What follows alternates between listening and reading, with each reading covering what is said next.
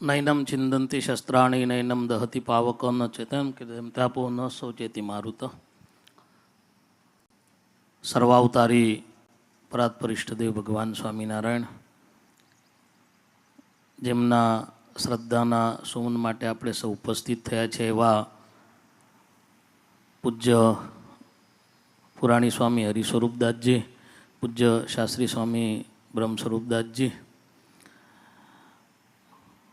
સભામાં ઉપસ્થિત વડીલ પૂજ્ય માધવપ્રિય શાસ્ત્રીજી, પૂજ્ય બાલુસ્વામી, આદરણીય સર્વે સંતો, શ્રીજી મહારાજના લાડીલા સૌ ભક્તોને ભાવથી જય સ્વામિનારાયણ.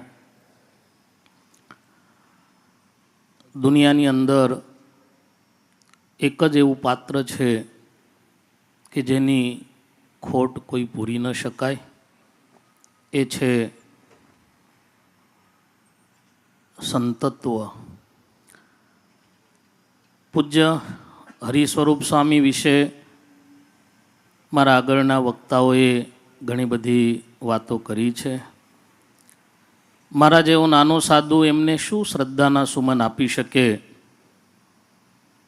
પણ એટલું ચોક્કસ કહીશ,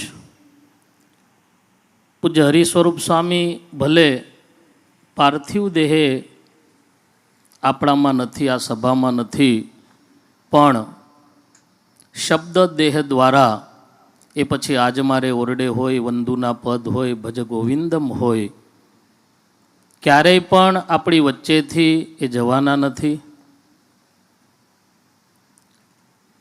છેલ્લા 100 વર્ષના ઇતિહાસમાં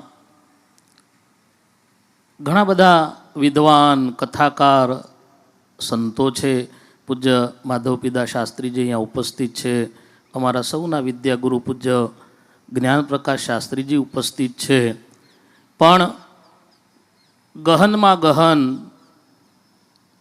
વિદ્વાનો પણ જેમાં ગોથા ખાય એવા ભગવાનની પરાવાણી વચનામૃતને એકદમ રમૂજ અને હસતા હસતા નાનામાં નાનું બાળક કે ગામડાનો કોઈ ખેડૂત એ સમજી શકે એવી ભાષામાં લીડરતાથી, નિખાલસતાથી અને પાછું સાથે સાથે સ્વામિનારાયણ ભગવાનની સર્વોપરિતા નિષ્ઠાની સાથે સમજાવનાર કોઈ સંત હોય તે પૂજ્ય હરિસ્વરૂપ સ્વામી હતા.